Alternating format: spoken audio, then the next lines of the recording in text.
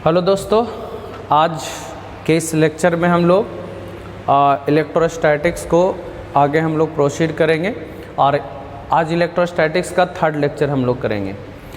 इससे पहले वाला लेक्चर में हम लोगों ने जो सीखा था उसको एक बार थोड़ा सा 2 मिनट में देख लीजिए। मैं बता देता हूँ आप लोगों को। उसमें बताए थे लेक्चर 2 में चार्ज के प्रॉपर्टी के बारे में हम लोगों ने डिस्कस किया था और चार्ज का प्रॉपर्टी कौन कौन सा था। तो ये मैंने बताया था आप लोगों को, Q मतलब charge does not the function of velocity, मतलब अगर किसी भी चार्ज बॉडी को भी वेलोसिटी से मूव कराएंगे, है ना, तो उसके चार्ज में कोई परिवर्तन नहीं होगा, ये मैंने बताया था।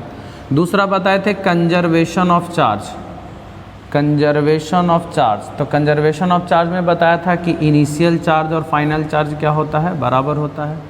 जो पहले होता था वही बाद में होगा, यानी charge can neither be created nor be destroyed but it can be transfer from one body to another body, एक बॉडी से दूसरे बॉडी में ट्रांसफ़र किया जा सकता है। चार्ज कंजर्वेशन में ही हमने बताया था कि जो एनिहिलेशन प्रोसेस होता है या पेयर प्रोडक्शन प्रोसेस होता है। पेयर प्रोडक्शन में क्या बताया था कि गामा जब न्यूक्लियस से कोलाइड करता था तो 2 चीज़ में बनता था, पॉजिट्रॉन और इलेक्ट्रॉन। इसमें भी चार्ज कंजर्वेशन फॉलो करेगा क्योंकि ये न्यूट्रल है और ये दोनों मिला करके प्लस और माइनस 0 हो जाएगा।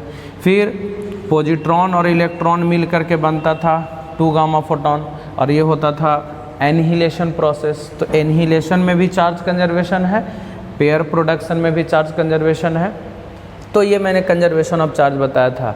फिर हमने बताया था आप लोगों को कि चार्ज एडिटिव नेचर का होता है। एडिटिव नेचर कहने का मतलब स्केलर क्वांटिटी है ना, तो आप उसको जोड़ सकते हैं डायरेक्ट, कोई दिक्कत नहीं है। जितना भी चार्ज रहे सबको, है ना, मैंने साइन के साथ ले करके, जो प्लस चार्ज है प्लस लेंगे, माइनस चार्ज है माइनस, सबको जोड़ देना है। अरे एडिटिव नेचर का होता है। उसके बाद में हम लोगों ने पढ़ा था कि चार्ज अगर किसी भी बॉडी को चार्ज करते हैं तो उसका मास बढ़ेगा या तो घटेगा। पॉजिटिव चार्ज करेंगे इसका मतलब इलेक्ट्रॉन निकला है, निकलने का मतलब मास उसका डिक्रीज कर जाएगा। और अगर किसी भी बॉडी को आपने निगेटिव चार्ज किया है इसका मतलब उसमें इलेक्ट्रॉन ऐड किए हैं और ऐड करने से उसका मास बढ़ जाता है। तो ये मैंने बताया था। फिर हम बताए थे चार्जिंग करने का प्रोसेस कि कोई भी बॉडी को चार्ज कैसे करते। तो चार्ज करने का मैंने 3 प्रोसेस बताया था। एक फ्रिक्शन बताया था, एक कंडक्शन बताया था, एक इंडक्शन बताया था। फ्रिक्शन में क्या बताए थे कि 2 बॉडी को आपस में जब रब्ड करते हैं, हम लोग रगड़ते हैं, तो रगड़ने से इलेक्ट्रॉन का ट्रांसफ़र होता है। एक बॉडी है, दूसरा बॉडी है, और दोनों बॉडी को आपस में जब हम लोग रबिंग किए हैं, रब्ड किए हैं, तो रगड़ने से इलेक्ट्रॉन का ट्रांसफ़र होता है एक बॉडी से दूसरे बॉडी में। अगर मान लिया जाए इलेक्ट्रॉन का ट्रांसफ़र बी से ए में हुआ, मैंने बी से निकल के ए में हुआ, तो ऑब्वियसली बी पर पॉजिटिव चार्ज और ए पर नेगेटिव चार्ज होगा। उसका एग्जाम्पल भी हम दिए थे। सिल्क ग्लास रड को रगड़े थे, सिल्क पर नेगेटिव, ग्लास रड पे पॉजिटिव। पॉलीथीन पीस ऊल को रगड़े थे, पॉलीथीन पीस पर नेगेटिव, ऊल पे पॉजिटिव। तो इस टाइप से हमने एग्जाम्पल कुछ किया था। और चार्ज, कोई भी बॉडी पे कौन सा चार्ज आया है, नेगेटिव चार्ज या पॉजिटिव चार्ज, तो वो पता करने के लिए एक डिवाइस हमने बताया था, गोल्ड लीफ इलेक्ट्रोस्कोप। याद होगा आपको। इस तरह से ग्लास का चैम्बर लेते हैं, ये रबर का ट्यूब और ये ब्रास का रॉड, ब्रास का डिस्क और यहाँ पे गोल्ड का लीफ। तो ये हमने बताया था आप लोग को गोल्ड लीफ इलेक्ट्रोस्कोप के बारे में। उससे हम लोग पता करते हैं कि किसी भी बॉडी पे किस नेचर का चार्ज आया है, अदर पॉजिटिव और नेगेटिव। तो ये लास्ट क्लास का था दोस्तों। आज हम लोग इस लेक्चर में कंडक्शन से बॉडी को चार्ज कैसे किया जाता है, इंडक्शन से कैसे चार्ज किया जाता है, और उसके बाद में हम लोग कूलम्ब्स लॉ के तरफ हम लोग बढ़ेंगे। तो देखिए इसको,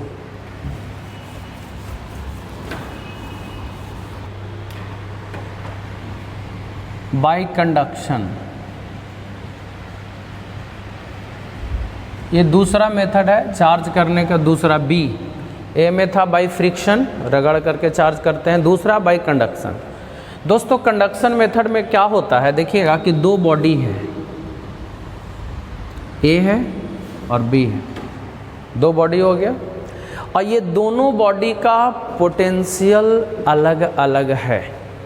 पोटेंशियल अलग अलग कहने का मतलब ये, अभी फ़िलहाल समझिए, ये मान लिया जाए 12 वोल्ट है और ये 9 वोल्ट है। ये 12 वोल्ट का इसका पोटेंशियल है। पोटेंशियल क्या होता है हम लोग नेक्स्ट चैप्टर में डिस्कस करेंगे। 12 वोल्ट का इसका पोटेंशियल है और 9 वोल्ट का इसका पोटेंशियल। आप इसको V1 मान लीजिए और इसको V2 मान लीजिए, और V1 बड़ा है V2 से, ऐसा मान लीजिए। मतलब इसका पोटेंशियल बड़ा है और उसका पोटेंशियल छोटा है। तो दोस्तों जब दो डिफरेंट पोटेंशियल के बॉडी को हम लोग एक कंडक्टर से जोड़ते हैं। कंडक्टर मतलब जिससे करंट फ्लो करता है, ठीक है, ये कंडक्टर हो गया। तो जब दो डिफरेंट पोटेंशियल के बॉडी को एक कंडक्टर से हम लोग जोड़ते हैं तो चार्ज का फ्लो होने लगता है हाई पोटेंशियल से लो पोटेंशियल की तरफ। यानी चार्ज का फ्लो, ये हाई पोटेंशियल पर है, V1 बड़ा है ना, V1 बड़ा है और V2 छोटा है, मतलब इसका पोटेंशियल ज़्यादा है और उसका पोटेंशियल कम है, तो चार्ज का फ्लो हाई पोटेंशियल से लो पोटेंशियल की तरफ होने लगता है, यानी वो बॉडी चार्ज हो रहा है। तो डिफरेंट पोटेंशियल रहेगा तब, और कब तक चार्ज का फ्लो होगा, जब तक कि दोनों का पोटेंशियल बराबर ना हो जाए। याद रहे दोस्तों, ये जो हम वो सेंटेंस बोल रहे हैं ना, ये बहुत ही इंपॉर्टेंट है। ऐसा नहीं आप कि दोनों के चार्ज को बराबर कर दीजिएगा, नहीं भाई, ठीक है, वो चार्ज स्पेशल कंडीशन बराबर हो सकता है, लेकिन जब दो डिफरेंट पोटेंशियल के बॉडी को हम लोग कंडक्टर से जोड़ देंगे, कंडक्टर से जैसे ही जोड़िएगा तो चार्ज का फ्लो हाई पोटेंशियल से लो पोटेंशियल की तरफ होना शुरू हो जाता है। कब तक फ्लो करता है चार्ज, जब तक कि दोनों का पोटेंशियल बराबर ना हो जाए। अब जस्ट लाइक देख सकते हैं कि इस टाइप का एग्जांपल हो गया कि एक ग्लास ट्यूब है, इसमें हम लोग वाटर पानी भर दिए हैं, ठीक है, और यहाँ पे दूसरा ग्लास का जार, और यहाँ पे हम एक छोटा सा छिद्र कर दिए हैं, होल बना दिए हैं, तो पानी यहाँ से यहाँ फ्लो करने लगेगा, हाई वाला लेवल से लो लेवल की तरफ फ्लो करेगा। और कब तक पानी इसमें जाते रहेगा, जब तक इसका घटेगा इसका बढ़ेगा, और कब तक जाते रहेगा, जब तक दोनों का लेयर बराबर ना हो जाए। ठीक उसी तरह से जब दो डिफरेंट पोटेंशियल के बॉडी को हम लोग जोड़ते हैं दोस्तों, है ना, कंडक्टर से, तो चार्ज का फ्लो हाई पोटेंशियल से लो पोटेंशियल होता है। और कब तक होगा, जब तक कि दोनों का पोटेंशियल बराबर ना हो जाए। इसको हम लोग कहते हैं, मतलब कंडक्शन से चार्ज हुआ, ये मतलब वो बॉडी पर चार्ज आया तो किसके वजह से, कंडक्शन के वजह से, मतलब कंडक्टर से जोड़े तब जा करके चार्ज आया। यानी when two bodies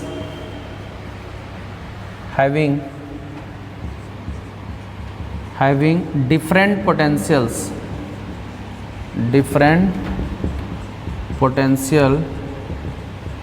are connected with a conductor,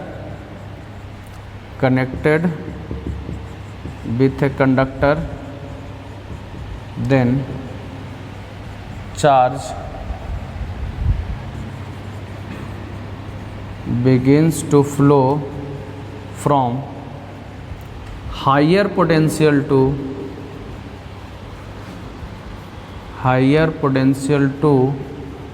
lower potential till, कब तक फ्लो करेगा, they get same potential, they achieve same potential।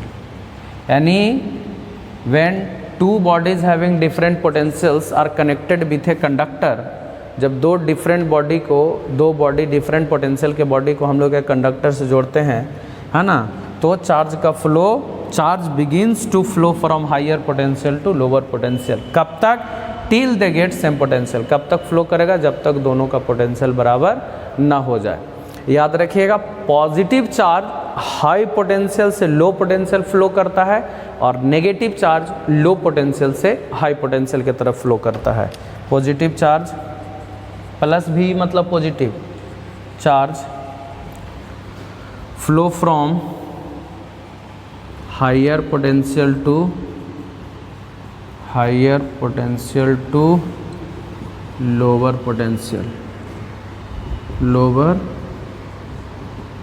Potential, okay.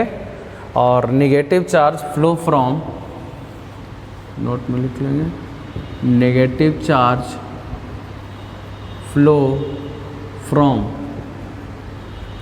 Lower potential to higher potential. तो इस बात को ध्यान देना है, negative charge flow from higher lower to higher, और positive charge flow from higher to lower. इसको नोट कर लीजिए। थर्ड प्रोसेस देखिएगा चार्ज करने का, तीसरा प्रोसेस हम लोग फ्रिक्शन पढ़ लिए, कंडक्शन पढ़ लिए, अब पढ़ते हैं बाई इंडक्शन। इंडक्शन से किसी भी बॉडी को चार्ज कैसे करते हैं दोस्तों? फ्रिक्शन में भी रगड़ते थे, कंडक्शन में तार से जोड़ दिए हम लोग, वायर से, कंडक्टिंग वायर से। लेकिन इंडक्शन में हम लोग क्या करते हैं, मैं आपको बता देना चाहता हूँ कि बिना सटाए किसी भी बॉडी को चार्ज करना होता है। बिना सटाए किसी भी बॉडी को चार्ज करना होता है, वो होता है इंडक्शन। तो बिना सटाए अगर किसी भी बॉडी को चार्ज करेंगे तो होता है चार्जिंग बाय इंडक्शन। देखिए कैसे करते हैं, थोड़ा सा इसको आप ध्यान से देखेंगे दोस्तों। ये एक सोर्स चार्ज है। सोर्स चार्ज कहने का मतलब इस पे ऑलरेडी चार्ज है, सोर्स इस पे ऑलरेडी चार्ज है। चलिए हम पॉजिटिव ले लेते हैं, आप नेगेटिव सोर्स भी ले सकते हैं, कोई प्रॉब्लम नहीं है इसमें, नेगेटिव सोर्स भी ले सकते हैं। तो ये कहलाया सोर्स चार्ज। सोर्स चार्ज माने इस पे ऑलरेडी चार्ज है। और इसके बगल में ये सोर्स चार्ज है, पहले से ऑलरेडी चार्ज है, और ये किसी बॉडी के बगल में हम लोगों ने लाया, ठीक है, कोई भी बॉडी हो सकता है ना। तो किसी भी बॉडी को जब हम लोग लाएंगे यहाँ पे तो करेगा क्या कि ये तो अभी फ़िलहाल न्यूट्रल है, इस पे कोई चार्ज नहीं है। तो दोस्तों जैसे ही ये पॉजिटिव चार्ज के सोर्स को लाइएगा इसके नज़दीक, तो इसके अंदर का जो नेगेटिव चार्ज होगा, बोले तो इलेक्ट्रॉन्स, इसमें तो जितना नेगेटिव चार्ज है उतना ही पॉजिटिव चार्ज फ़िलहाल अभी है। तो जितना नेगेटिव चार्ज होगा उसको खींच करके बाहर निकाल देगा, क्योंकि आपको याद होगा कि प्लस और माइनस दोनों एक दूसरे को अट्रैक्ट करता है। तो ये पॉजिटिव चार्ज अगर लाइएगा तो इसके अंदर के निगेटिव चार्ज को ये क्या कर लेगा, खींच लेगा, और खींच करके क्या करेगा, बाहर कर देगा। अब बताइए जब निगेटिव चार्ज इधर आएगा दोस्तों, पहले से तो था न्यूट्रल, तो अभी भी न्यूट्रल रहना चाहिए ना। तो न्यूट्रल होने के लिए निगेटिव चार्ज इधर आएगा और पॉजिटिव को रिपेल करके उधर भेज देगा, यानी पॉजिटिव चार्ज इस एंड पर डेवलप्ड होगा। यानी दोस्तों कि जैसे ही आपने किसी सोर्स चार्ज को किसी बॉडी के नज़दीक लाएं तो उसमें क्या हुआ कि पॉजिटिव चार्ज का सोर्स लाएं तो निगेटिव को इधर खींच करके कर दिया और पॉजिटिव को रिपेल करके उधर कर दिया। बताइए माइनस अलग प्लस अलग हो गया कि नहीं हो गया? यानी नेगेटिव चार्ज और पॉजिटिव चार्ज दोनों को सेपरेट किया गया, किसके मदद से? सोर्स चार्ज के मदद से। सोर्स चार्ज के प्रेजेंस में नेगेटिव और पॉजिटिव चार्ज अगर सेपरेट हो जाता है किसी भी बॉडी में, इस प्रोसेस को ही हम लोग कहते हैं इंडक्शन। बिना सटाए, हम सटाए नहीं है दोस्तों, ये वाला बॉडी को उसमें सटाए नहीं है चार्ज बॉडी को, लेकिन इसको सिर्फ नज़दीक लाने से नेगेटिव एक तरफ और पॉजिटिव एक तरफ हो जाता है। तो ऐसे चार्जिंग प्रोसेस को हम लोग कहते हैं इंडक्शन, यानी सेपरेशन ऑफ चार्ज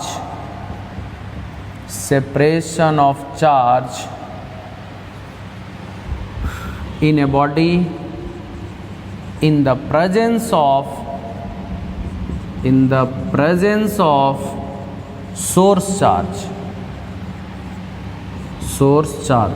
मतलब सोर्स चार्ज के प्रेजेंस में किसी भी बॉडी में चार्ज का जो सेपरेशन होगा इज कॉल्ड, उसको हम लोग कहते हैं इंडक्शन। क्या कहते हैं दोस्तों? इंडक्शन। अब सुनिए, अब इसका हम कुछ स्पेशल कंडीशन बताएंगे आपको, बहुत इंपॉर्टेंट, इसके अंदर का हम थोड़ा सा एक्सप्लेनेशन करेंगे। ये तो हो गया, इंडक्शन का प्रोसेस हो गया। ये चार्जिंग बॉडी, जिस बॉडी को चार्ज किया जाना वो बॉडी है, और ये सोर्स चार्ज है। अब है क्या कि कब तक निगेटिव इधर आता रहेगा और कब तक? ऐसा नहीं कि आप इसको लाइएगा सब निगेटिव एक साथ इधर आ जाएगा, सब पॉजिटिव एक साथ उधर चल जाएगा। नहीं दोस्तों, धीरे धीरे आएगा, निगेटिव आते रहेगा, पॉजिटिव उधर जाते रहेगा। लेकिन ये कब तक होगा? ये कब तक निगेटिव और पॉजिटिव का सेपरेशन होता रहेगा? तो मैं आपको बता दूं, मान लिया जाए ये नेगेटिव चार्ज है इसके अंदर में। अब हम चाहते हैं जानना कि ये निगेटिव चार्ज खींचा के इधर साइड में आएगा कि नहीं आएगा। तो देखिए, ये पॉजिटिव चार्ज इसको खींचना शुरू करेगा, इसको बोलते हैं एफ एक्सटर्नल। एफ एक्सटर्नल कहने का मतलब कि बाहर जो है सोर्स वो इसको खींचेगा। लेकिन शुरुआती में जब निगेटिव और पॉजिटिव डेवलप्ड हो जाएगा तब देख लीजिए ये निगेटिव और वो पॉजिटिव उस निगेटिव को क्या करेगा, ये निगेटिव इस निगेटिव को रिपेल करेगा दोस्तों, और ये पॉजिटिव निगेटिव को खींचेगा, और ये दोनों मिल करके उधर फोर्स लगाएगा। इसको हम लोग बोलते हैं एफ इंटरनल। बताइए अगर एफ एक्सटर्नल एफ इंटरनल के बराबर हो जाए तो ये वाला चार्ज सेपरेट होकर इधर आएगा? कभी नहीं आएगा। यानी जब ये कंडीशन आ जाए, if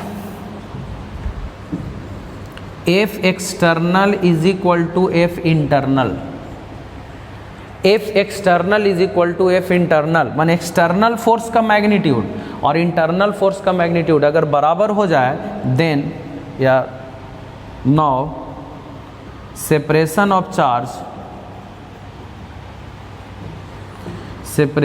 charge does not take place.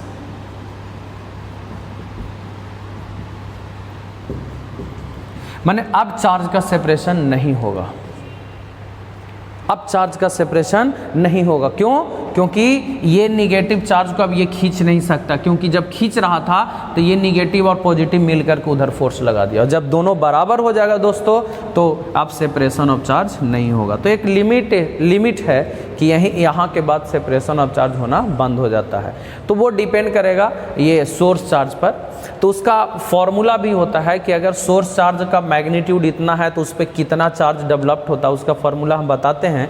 लेकिन ध्यान रखना है कि किसी सोर्स चार्ज के प्रेजेंस में किसी भी बॉडी में चार्ज माइनस प्लस जब सेपरेट होता है, इसी फेनोमेना को हम लोग कहते हैं इंडक्शन। और ये कब तक होते रहेगा? जब एफ एक्सटर्नल एफ इंटरनल के बराबर होगा तब। इसको नोट कर लीजिए, इसका इंपॉर्टेंट पॉइंट बताते हैं। देखिए इंपॉर्टेंट पॉइंट्स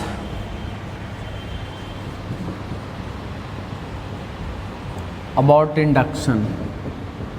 इंडक्शन से जुड़ा हुआ कुछ इंपॉर्टेंट पॉइंट देखेंगे, और वो क्या है? पहला पॉइंट कि जिस बॉडी को चार्ज किया जाना है, जो बॉडी चार्ज होगा वो चार्जिंग बॉडी बड़ा होना बहुत ज़रूरी है। यानी charging body must be extended. Charging body को बड़ा होना बहुत ही ज़रूरी है। Charging body must be extended. जिस बॉडी को चार्ज किया जाना है उसमें माइनस और प्लस सेपरेट होता है ना, तो उसको बड़ा होना बहुत ज़रूरी है। ठीक है। दूसरा, ये सोर्स चार्ज है दोस्तों। अब मान लिया जाए सोर्स चार्ज कितना है? Q। और ये बॉडी है, इंडक्शन से इस पे माइनस आया और प्लस आया। ठीक है। तो कितना माइनस और कितना प्लस आएगा? चलिए मान लेते हैं Q डैश। याद रहे जितना निगेटिव आएगा उतना ही पॉजिटिव आएगा। तो Q डैश का वैल्यू क्या होगा? तो मैं बताता हूँ। उसका फॉर्मूला होता है Q इंटू 1 माइनस 1/K। याद रखिएगा, इंडक्शन के वजह से कितना चार्ज आता है, जिस बॉडी को चार्ज किया जाना है उसका क्या चार्ज का फॉर्मूला होता है? Q डैश बराबर Q into 1 minus 1/K। Q dash का जो फॉर्मूला आया दोस्तों वो कितना आया? Q इंटू 1 माइनस 1/K के बराबर आया। वेयर Q सोर्स चार्ज है यहाँ पर। तो इंडक्शन से ये वाला जो बॉडी है, जिस बॉडी को आप चार्ज कर रहे हैं, है ना, वो इंडक्शन से इस चार्जिंग बॉडी पे कितना चार्ज आएगा? तो उसका फॉर्मूला होता है दोस्तों, याद करिए, Q into 1 minus 1/K। Q ये वाला चार्ज हो गया। K को बोलते हैं डाई इलेक्ट्रिक कांस्टेंट। हम इसके बारे में आगे भी डिस्कस करेंगे कूलम्ब्स लॉ में। डाई इलेक्ट्रिक कांस्टेंट याद रखिएगा। K को डाई इलेक्ट्रिक कांस्टेंट कहा जाता है या रिलेटिव परमिटिविटी भी कहा जाता है। फिलहाल आप इसी को याद रखिए। K कांस्टेंट है, डाइलेक्ट्रिक कांस्टेंट। मैं बताता हूँ इसका वैल्यू 1 होता है फॉर एयर के लिए। मतलब अगर ये एयर होता ये वाला चीज़ तो K का वैल्यू 1 रखते हैं। अगर वाटर होता, ये वाटर होता ये वाला चीज़, तो हम लोग 80 रखते हैं। अगर ये मेटल होता तो मेटल के लिए होता इनफाइनाइट, अगर ये मेटल होता तो इनफाइनाइट होता। तो मेरे कहने का मतलब कि जो बॉडी को आप चार्ज कर रहे हैं उस बॉडी पर कितना चार्ज आएगा उसका फॉर्मूला Q डैश बराबर formula Q into 1 minus 1/K। Q यहाँ पे चार्ज हो गया source charge, K dielectric constant और K का वैल्यू आप याद कर लीजिए। 1 होता है एयर के लिए, वाटर के लिए होता है 80 और मेटल के लिए होता है इनफाइनाइट। ठीक है, हम इस पे सवाल करते हैं, थोड़ा सा इसको नोट कर लीजिए। एक क्वेश्चन है, देखेंगे आप लोग कि एक सोर्स चार्ज है और ये सोर्स चार्ज जो है 20 माइक्रोकूलम इस पे चार्ज है। इस सोर्स चार्ज पे 20 माइक्रोकूलम, याद रखिएगा 20 माइक्रोकूलम ये चार्ज दिया हुआ है। मतलब आप समझ सकते हैं ये सोर्स चार्ज है। बगल में हमने मेटल का बॉडी रख दिया, मेटेलिक बॉडी, तो बोल रहा है कि इसकी इंडक्शन से इस पे नेगेटिव चार्ज आएगा और इस पे पॉजिटिव चार्ज आएगा। दोस्तों अगर ये निगेटिव रहता ना तो इधर साइड में पॉजिटिव और इधर साइड में निगेटिव आता, ध्यान रखना। तो कितना इस पे चार्ज आया, कितना निगेटिव आया, कितना पॉजिटिव आया, तो ऑब्वियसली जितना निगेटिव आएगा उतना पॉजिटिव आएगा। दोनों में से कोई एक निकाल लीजिएगा तो दोनों निकल जाएगा। तो हमने क्या बताया Q डैश का formula Q into 1 minus 1/K। Q का वैल्यू कितना दिया हुआ दोस्तों 20 माइक्रोकूलम रख दिया, 20 माइक्रोकूलम 1 माइनस 1/, मेटल के लिए K का मान अभी हमने क्या बताया इनफाइनाइट, तो K का वैल्यू इनफाइनाइट रखेंगे, समथिंग बटा इनफाइनाइट 0, तो हो जाएगा फॉर्मूला 20 माइक्रोकूलम 1 माइनस 0 यानी 20 माइक्रोकूलम। यानी जो इस मेटेलिक बॉडी पे जो चार्ज आएगा दोस्तों, जितना इस सोर्स है उतना ही आएगा। जैसे 20 माइक्रोकूलम सोर्स है तो 20 माइक्रोकूलम निगेटिव और 20 माइक्रोकूलम पॉजिटिव, लेकिन कब, जब ये मेटेलिक बॉडी रहेगा तब। एयर रहता यहाँ पे, एयर हवा, जैसे सोर्स चार्ज है और यहाँ पे हवा रहता तो K का वैल्यू 1 लेते हैं और 1/1 और 1 माइनस 1 0, तो पूरा टर्म क्या हो जाता है 0। मतलब अगर सोर्स चार्ज है और यहाँ पे हवा है तो हवा में कोई भी इंडक्शन से चार्ज नहीं होगा, इस बात को ध्यान देना। तो इंडक्शन से कितना चार्ज आता है ये फॉर्मूला को आप याद रखेंगे दोस्तों, बहुत ही इंपॉर्टेंट फॉर्मूला है Q डैश बराबर Q इंटू 1 माइनस 1/K। और मेटल के केस में जितना सोर्स है उतना ही चार्ज होगा। अगर सोर्स 5 माइक्रोकूलम रहता तब 5 माइनस और 5 प्लस मिलता आपको। क्लियर है? नेक्स्ट क्वेश्चन करते हैं हम लोग, नोट कर लीजिए। अब हम एक और एग्जाम्पल कर रहे हैं कि इंडक्शन से हम लोग दो बॉडी को हम लोग चार्ज कैसे करते हैं। देखिए एग्जाम्पल, आप इसको बारीकी से समझेंगे दोस्त। दो मेटेलिक स्फेयर है, पिथ बॉल हम लोग उसको बोल सकते हैं, और उसको हमको चार्ज करना है इंडक्शन के प्रोसेस से। तो कैसे हम लोग चार्ज करेंगे उसको थोड़ा ध्यान दीजिएगा। ये एक हो गया बॉल और ये दूसरा बॉल A और B, दोनों को कांटेक्ट में हम लोग रख दिए और दोनों को इंसुलेटिंग स्टैंड से हम लोग खड़ा कर दिए। दोस्तों इंसुलेटिंग स्टैंड इसलिए कि अगर ये बॉडी पर चार्ज आता भी है तो वो पृथ्वी में ना चला जाए, अर्थ में ना चला जाए, इसके लिए रॉड को हम लोग, ये वाला रॉड को इंसुलेटिंग रखते हैं। क्योंकि अगर कंडक्टर रहेगा तो चार्ज इस कंडक्टर से होकर के अर्थ में चला जाएगा ना, तो ख़त्म हो जाएगा। इसलिए स्टैंड इंसुलेटर का बना हुआ है ना। तो दो मेटेलिक बॉल उसको कांटेक्ट में रखें, इंसुलेटिंग स्टैंड पे हम लोगों ने खड़ा कर दिया। अब इसको चार्ज करना है, तो चार्ज करने के लिए क्या करेंगे मैं आपको बता दूं। इधर हम लोग एक सोर्स लाते हैं,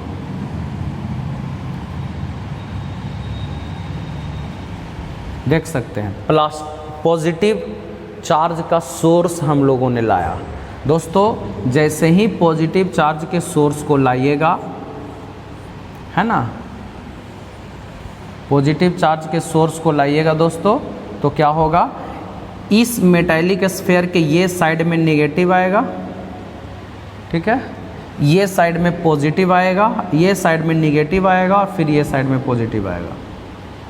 तो मिल करके ख़त्म हो जाएगा, कांटेक्ट में है ना। तो ये पॉजिटिव चार्ज का हमने सोर्स लाया और सोर्स जैसे ही लाया दोस्तों वैसे ही ये वाला मेटालिक स्फीयर पे निगेटिव चार्ज इधर आ गया और पॉजिटिव चार्ज इधर आ गया। इस बात को ध्यान देना है। अब क्या करना है, इसी के प्रेजेंस में हम लोगों को क्या करना है, इसको हल्का सा बारीकी से क्या करना है, सेपरेट करना है।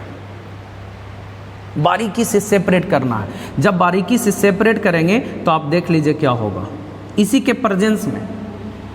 के प्रेजेंस में बारीकी से इसको सेपरेट करना है, हल्का सा सेपरेट करना है। ये तब तक बना रहेगा नेगेटिव चार्ज, है ना, इंसुलेटिंग स्टैंड, और ये हल्का सा सेपरेट कीजिएगा, इधर साइड में क्या रहेगा, पॉजिटिव।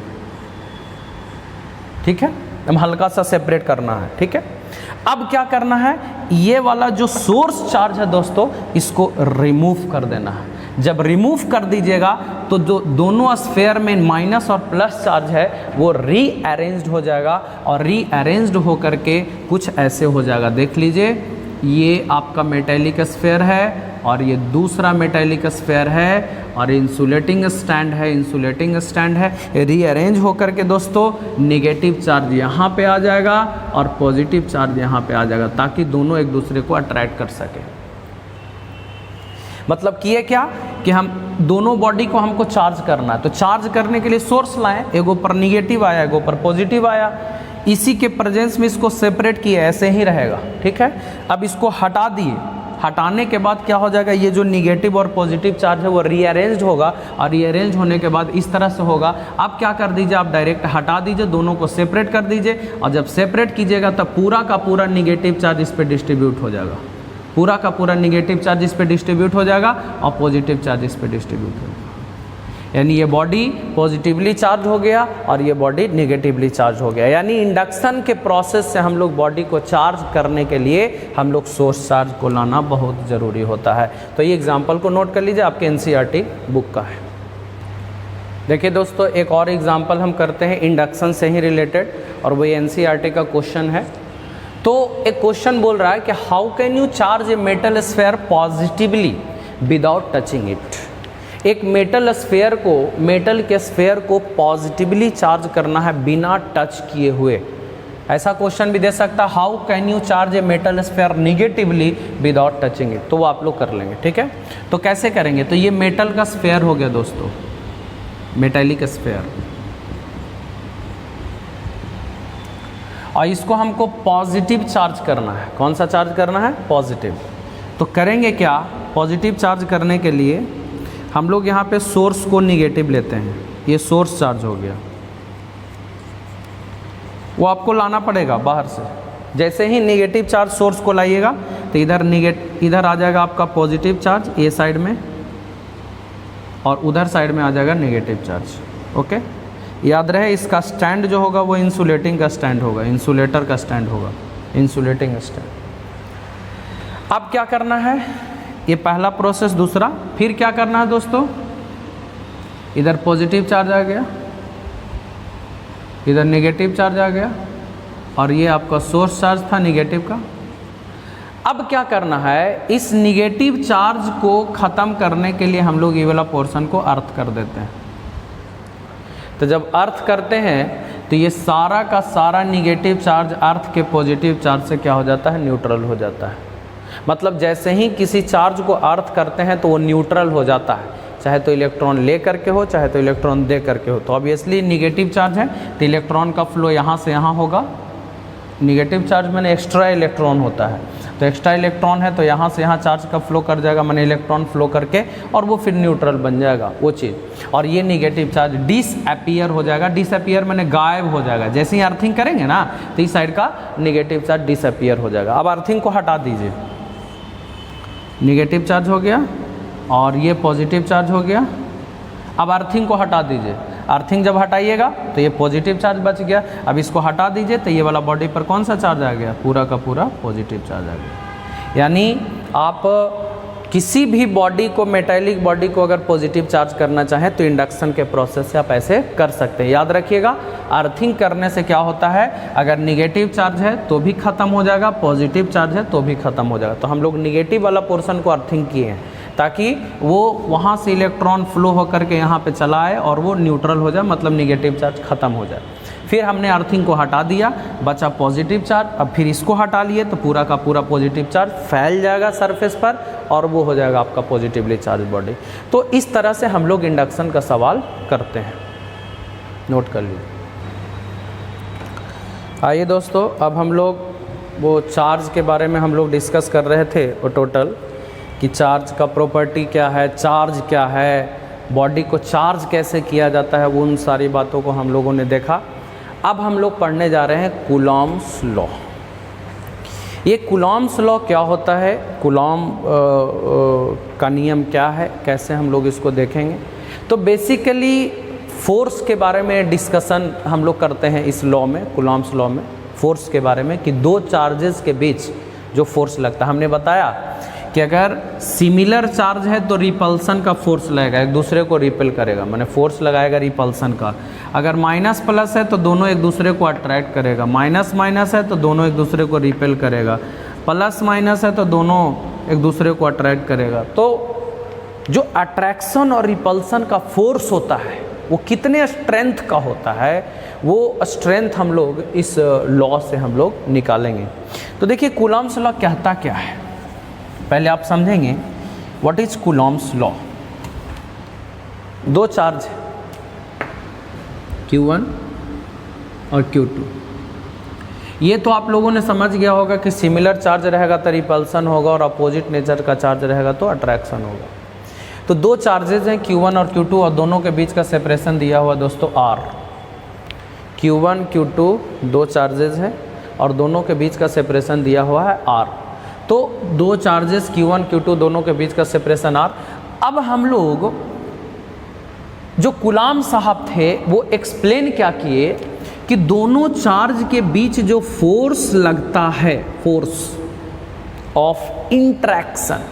इंट्रैक्शन कहने का मतलब अट्रैक्शन भी हो सकता है और रिपल्सन भी हो सकता है।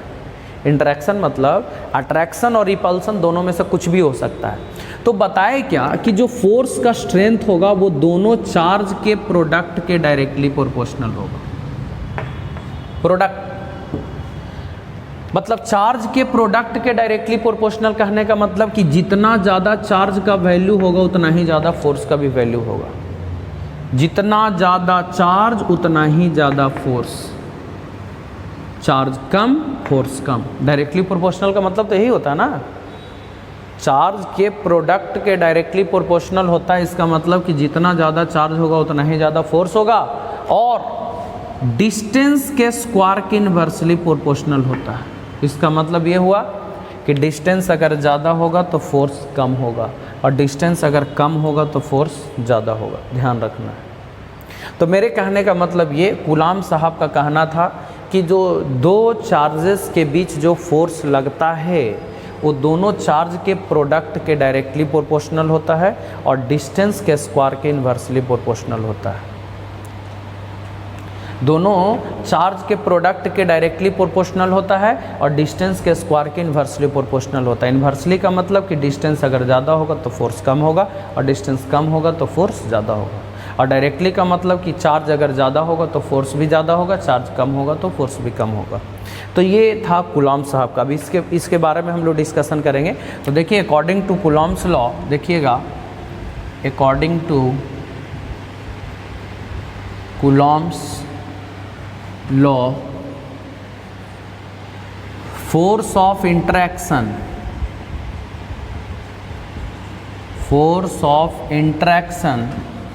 बिटवीन टू चार्जेस, दो चार्जेस के बीच जो फोर्स ऑफ इंट्रैक्शन होता है is directly proportional to the product of charges,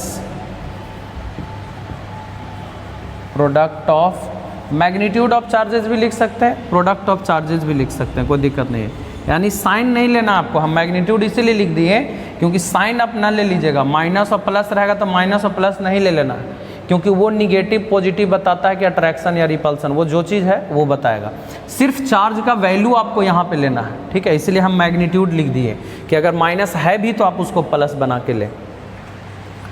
proportional to the product of charges and inversely proportional to the square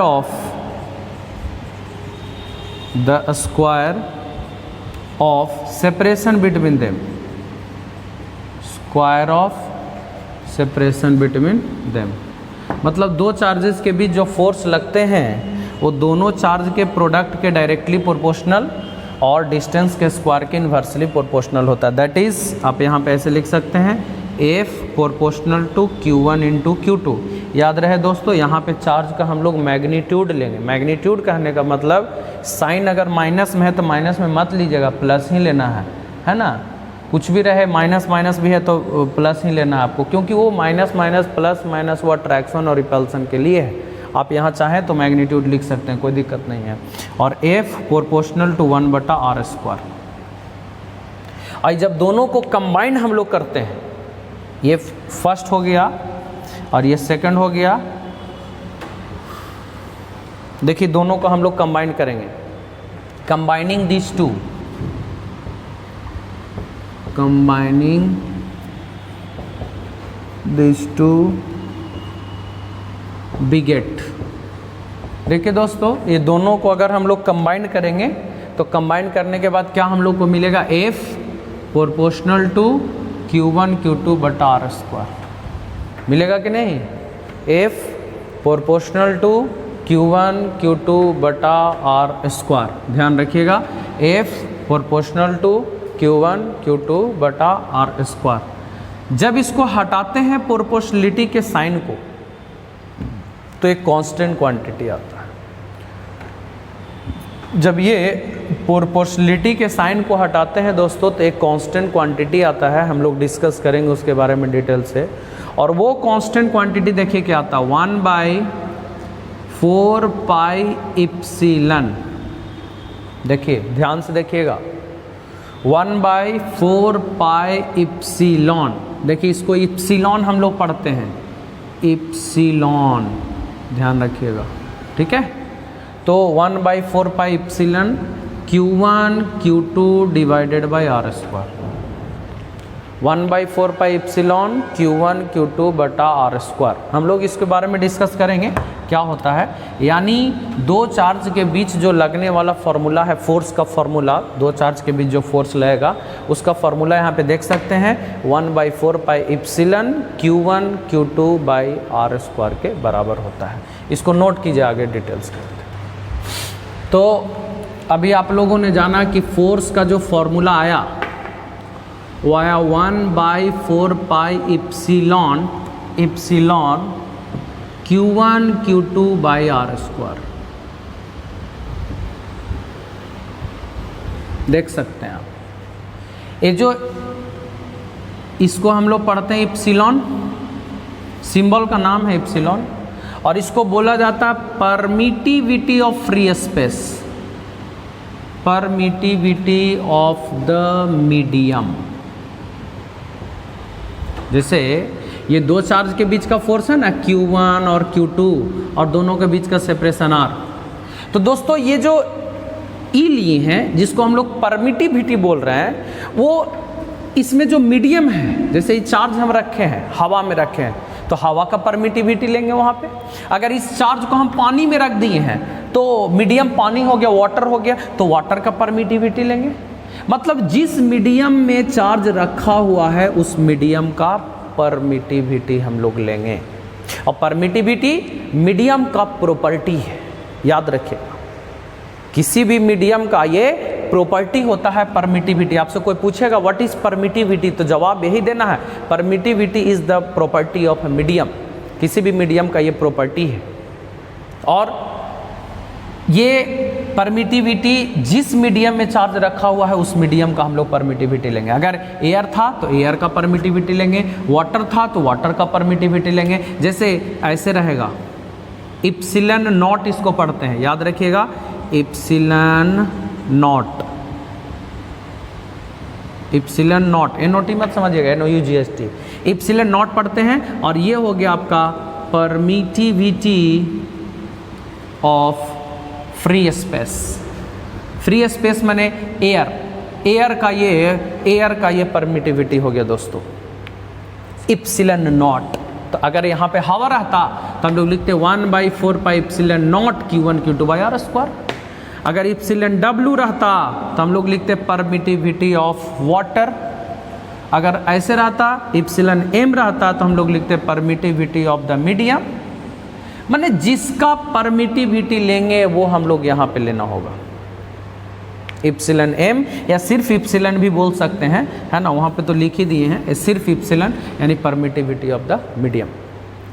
तो मेरे कहने का मतलब ये हुआ कि ये मीडियम का प्रॉपर्टी है और जिस मीडियम में चार्ज रखा हुआ उस मीडियम का हम लोग परमिटिविटी लेते हैं। अगर हवा में है, एयर में है तो एयर का परमिटिविटी लेंगे, वाटर में है तो वाटर का परमिटिविटी, अगर ग्लास में है तो जो भी मीडियम में है उस मीडियम का हम लोग परमिटिविटी लेंगे। इसका वैल्यू कितना होता है वो हम डिस्कस करेंगे। तो फॉर्मूला याद रखिएगा 1/4 पाई एप्सिलॉन नॉट। जैसे force between two charges in air रहता हवा में, तो क्या फॉर्मूला बनता 1/4 pi epsilon not, permittivity air का लेंगे ना, Q1 Q2 बटा आर स्क्वायर। वाटर का रहता तो फॉर्मूला बनता 1/4 pi epsilon W Q1 Q2 by R square. Medium का रहता तो 1/4 pi epsilon M Q1 Q2 by R square. तो मेरे कहने का मतलब ये हुआ कि जिस मीडियम में है उस मीडियम का हम लोग परमिटिविटी लेंगे, इस बात को ध्यान दीजिएगा। तो दोस्तों इसको नोट करके आप लोग रिवीजन कर लेंगे ताकि आगे बेहतर तरीके से समझ में आए और ज़्यादा से ज़्यादा इसका रिवीजन करें ताकि आपको क्लियर समझ में आए। आज के लेक्चर में इतना ही, थैंक यू।